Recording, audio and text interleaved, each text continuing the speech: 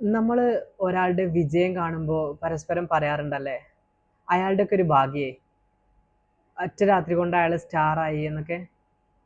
സത്യം പറഞ്ഞാൽ അങ്ങനെയൊന്നുണ്ടോ? This is the day 18 of my 1000 days challenge. Vincent van Gogh എന്ന ഒരു പ്രശസ്തനായ ചിത്രകാരനുണ്ട്.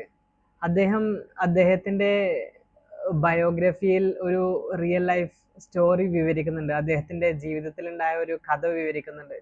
അത് നമുക്ക് എല്ലാവർക്കും ഒരു പാഠമാണ്. ഒരിക്കൽ അദ്ദേഹം ഒരു കഫേയിൽ ഇരിക്കുമ്പോൾ ഒരു സ്ത്രീ അദ്ദേഹത്തിന്റെ അടുത്ത് വന്ന് ഒരു ക്യാൻവാസ് നൽകിക്കൊണ്ട് അതിലൊരു ചെറിയ ചിത്രം വരക്കാൻ ആവശ്യപ്പെട്ടു. വിൻസെന്റ് വാൻകോക്ക് വെറും 2 മിനിറ്റ് കൊണ്ട് അതിമനോഹരമായ ഒരു ചിത്രം വരച്ച് അത് അവർക്ക് നൽകി. എന്നിട്ട് അദ്ദേഹം പറഞ്ഞു, ഇതിന് $500 വില വരുമെന്ന്.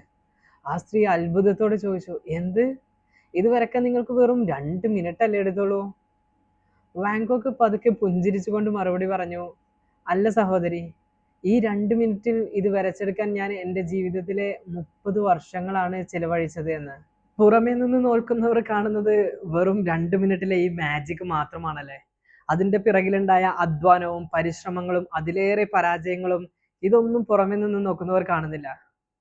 സ്പാനിഷ് ഫിലോസഫറായ ബൽത്താസിർ പറയുന്ന ഒരു കോട്ടുണ്ട്: a wise man can learn a lot from his enemies than a fool from his friends.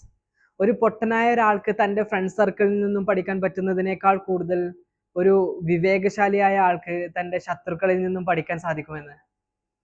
So constructive criticism മാത്രം ഉള്ളിലേക്ക് എടുക്കുക, ബാക്കിയുള്ളതിനെല്ലാം തള്ളിക്കളയുക. Grow one step at a time. That's it for today. See you all tomorrow.